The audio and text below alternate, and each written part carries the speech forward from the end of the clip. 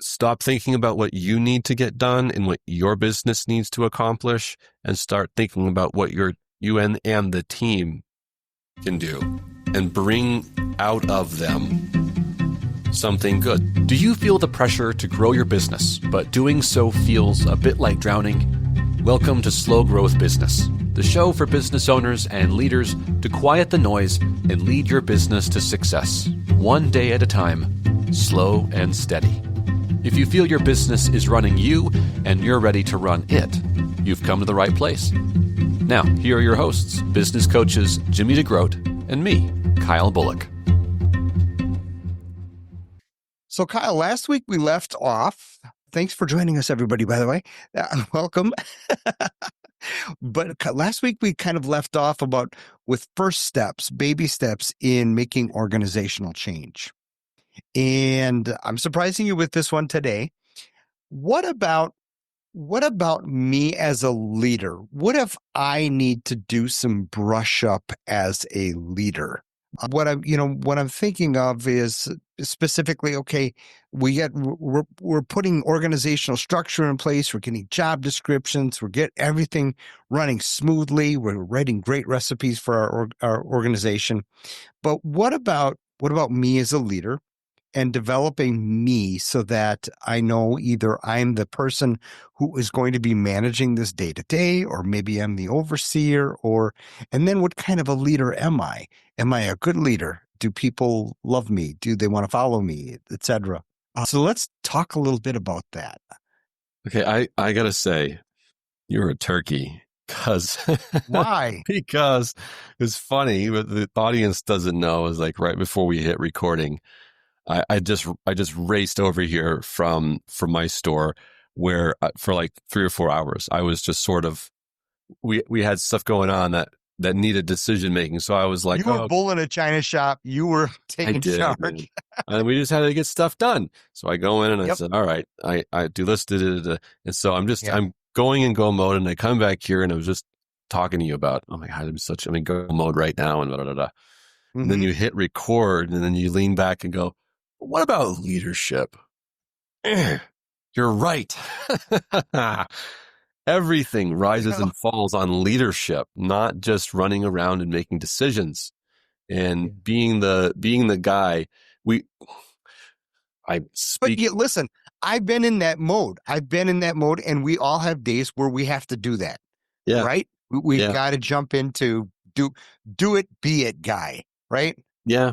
Yeah. And you have to. It's just part of the job. But then we also get into the belief that the more that I can control, the safer my business is. So and it's an illusion of control. Let's not mistake it, guys. Like micromanaging things and just hip firing decisions, while necessary, sometimes just gives us the illusion of control.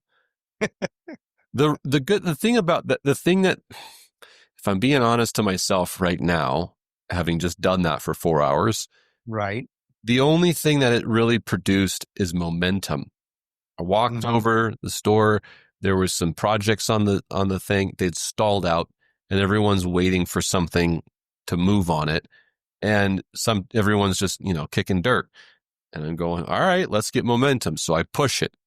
And that's when you're churning. Yeah. If I kept doing that tomorrow and the next day, you would have every right to get on this call with me and be like, would you just chill out? Stop being and you would. Guy. You would. But you would hit some roadblocks. You'd hit some roadblocks. You would run into some headbutting and things with your team, right? I mean, it's like, hey, stop micromanaging. I think that would be the corporate term that you'd be accused of. Yeah. Yeah. And it's not helping, but we think that it does. So what about leadership? Mm-hmm. Let me take a deep breath. How do I become a great leader? Well, I zen out for a moment from my hullabaloo for 4 hours. Why don't you start with, I'm coming down from this moment. Get me and the listeners in a frame of mind that's receptive to saying, I'm going to grow internally for a moment. I'm looking back at how many, I got a few John Maxwell books back there. I know you want to start quoting John. You've always said though, leadership is influence. Leadership is influence, right? Is Yeah. that how you? That's a Maxwell quote. Yeah. That's John Maxwell. So, I look at leadership as temperature setter, culture definer, that type of person. I don't see, maybe leadership sometimes is getting your hands dirty, helping out wherever needed, but you got to have that big vision. And I'm talking really high level here. You got to have the big vision. You got to have the plan. You got to be able to see out 5-10 years as a leader and set your organization out for that. But yeah, I mean, I just find that leaders that try to be everything to everybody, meaning the do it guy or gal, this is not really leadership. It's kind of quarterback. It's not head coachy. It's not owner or general manager kind of stuff. Okay. How did that get you going? Did that get? Yeah. Well, a quarterback's important to the team. Make no mistake. Yeah. But you have to have a leader. And whether you like it or not, if you're listening to this, I'm betting that leader is you. Leadership's not always something that you've decided. It's something that's sometimes thrust upon you by circumstances because of influence. Yep. And so take a deep breath with me for just a moment and stop triaging the business for just a moment. Stop deciding, okay, after this podcast, I got to go do this. Just like breathe for a moment and remember, okay, what is it that you really want to accomplish today when you go home and you're seeing your family, your kids, your spouse, loved ones, and they go, how was your day? And if you just said busy, I mean, what a bummer, right? Right. Busy. Right. Yeah. How was your day? Yeah. What did you do today? Well, then tell them a story. Right. And hopefully the story is one that strikes importance and it's so deep inside of you. You go, no, that's why I do what I do, Mm-hmm. So I'll take a dose of my own medicine. Yesterday afternoon, I did a lot. Okay. Part of these projects I'm talking about at work at the store started yesterday. So I left at the end of the day and I thought I was busy. I checked a lot of boxes, but that's how I described my day yesterday. Mm-hmm. As we're talking and I'm thinking about it now, it was a couple of weeks ago. We were on a call with a client, you and I, helping a client do this very thing that we're talking about and helping them reflect back in their business. And it was at the end of that call, it was like a eureka moment, and they left with peace and assurance and direction, and they were smiling and they were happy. And then we kind of lingered on the call after when they left, and we talked about, oh, that was so great. And then I hung up and I went home. And my wife goes, how was your day? And I went, man, it was fulfilling. This is what happened. Okay. Yeah. That difference, that key difference between those 2 days and the way I describe them is the difference between being the quarterback and being the head coach, right? The owner. Exactly. Yeah. Yep. Where maybe I didn't tick off as many boxes on one of those days, but I fulfilled a purpose that for me was more important and that you share with me. And we both walked away feeling really good. Mm-hmm. Now I can articulate what that means to me. I can articulate a personal mission, my core values, and where that all comes from. I've spent years in leadership training and coaching for myself to help me develop the words that I would use to describe what my purpose, my vision, and my goals are. When we ask people what their vision and their missions are, either you get a very generic set of statements, or they're just sort of making it up on the spot. So it's not really articulating, they're not really thinking it through. Right. So let's stop here for a moment. I'm going to pass it back to you and go, let's help everyone take a moment in this moment right now to think about what it is that makes them really feel fulfilled as a leader? And how can they begin to articulate what that means to them and Right, to others? right. Right. Well, thinking that we're talking with a lot of people here from a small shop owner with maybe 2 employees, including them, right? I mean, that's pretty small, Yeah. but it's not out of the picture. And then we're talking to multi-million-dollar doors that are selling lots of stuff, lots of salespeople, etc. I think about okay, who am I as a person? What defines me as a person? And what do I want people to feel? And how do I want them to be edified? How do I want them to enjoy their experience working for me? And, so I'm thinking about, okay, what I want to be the kind of leader that people are excited to come to work every day, whether they see me or not, but knowing that I've cast a vision and then I've also walked that walk, right? And I don't, I don't teach from theory. I teach by example. And so that's the kind of leader I want to be, because that way I know, or at least I'm pretty well assured that if I walk out that door while the store is open, I know that my values are going to live on in there. So that was my question to you initially was going to be, how do I know if I'm a good leader? How do I know if I'm, worthy of following or worthy of people coming to work for me? That type of thing. Yeah. What's a bad leader? Yeah. Speaking of John Maxwell, there's a lovely book, newer book out called High Road Leadership.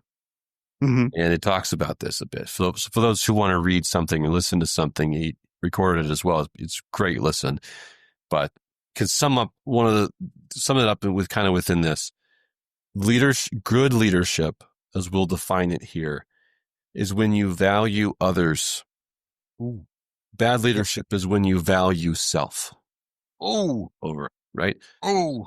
So when I'm running around making decisions in the business every single moment of every day in survival mode, I'm surviving for myself. I'm trying to take care of numero uno here.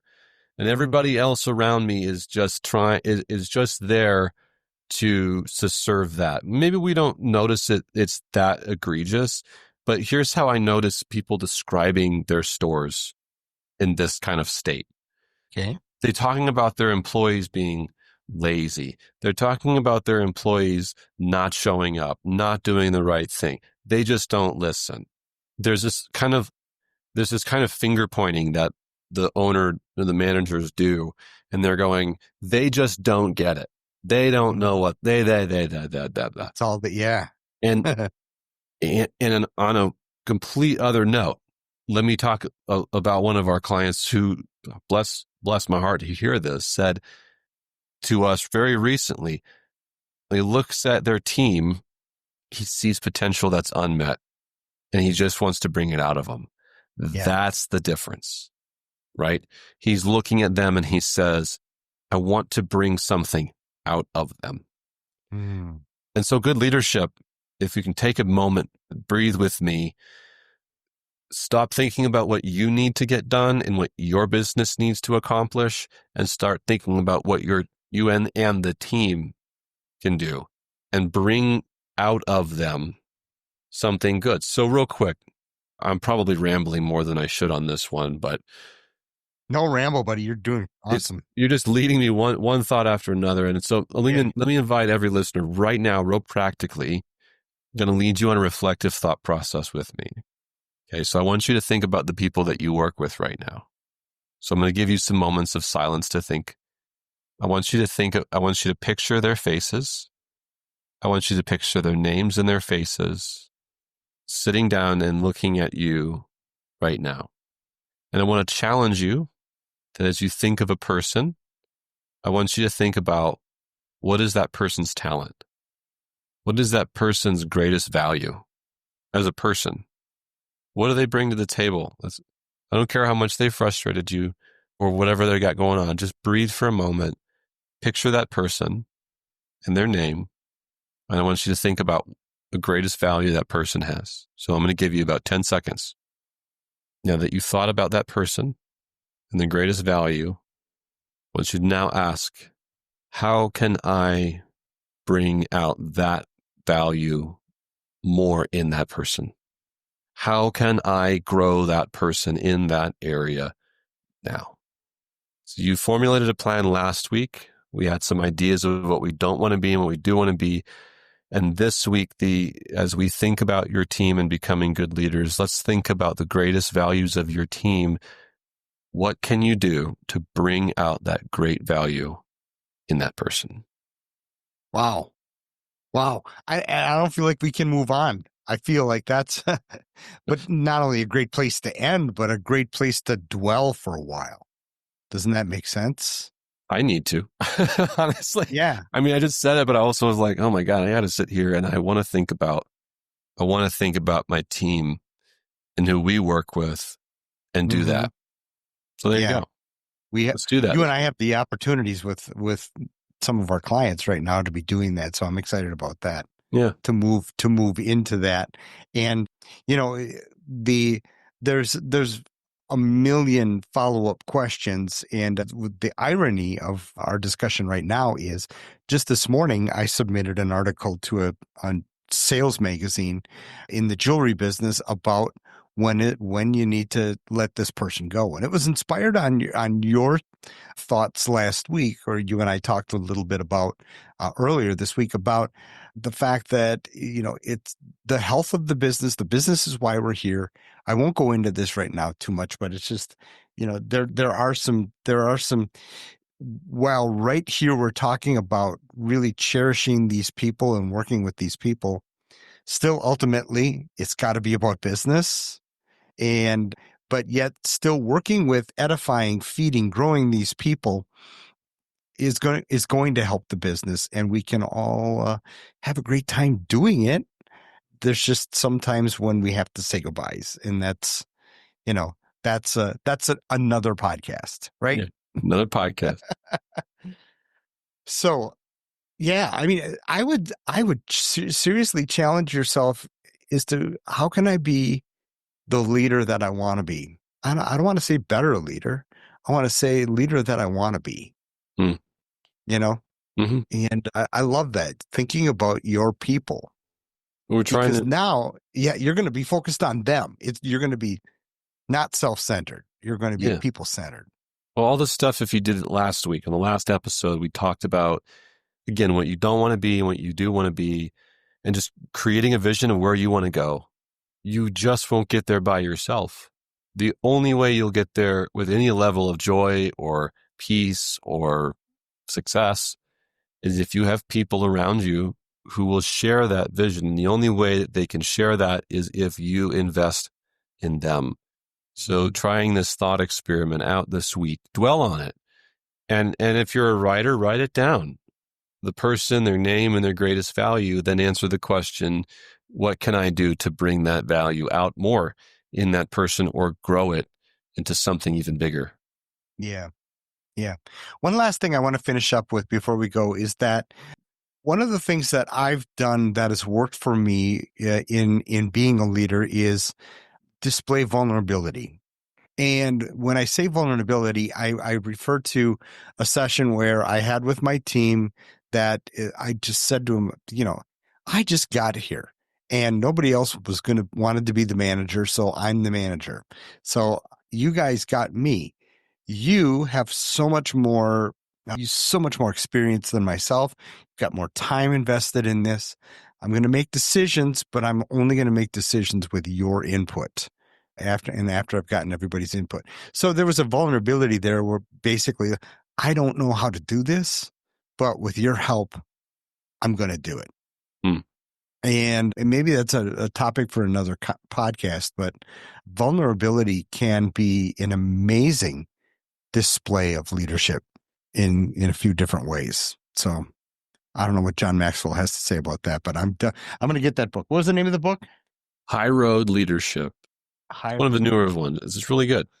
Okay. You know me. I will be listening to that tomorrow morning when I drive to work. Yeah. Awesome. Okay, so yeah, that's okay. We're kind of taking this business or this growth program step by step. We're looking at you as a leader now. Last week we talked about baby steps. So next week, let's kind of talk about, I would say, let's talk about starting to write down and gather recipes. That's maybe a good idea. I love that. You taught me that. It's a beautiful thing. Let's do it. Okay. All All right. Recipes next week. Go reflect, everybody. We'll see you next time. Bye. We hope you leave this episode a little better than when you first began. If you'd like more resources to grow your business slow, steady, and consistently, check out our on-demand video catalog at trainretail.com. Or if you have a question or frustration we can help address in your business, write to us about it. We love to help solve big, ugly problems. So hit us up at kyle@trainretail.com or jimmy@trainretail.com. Good luck out there, and we will see you next time.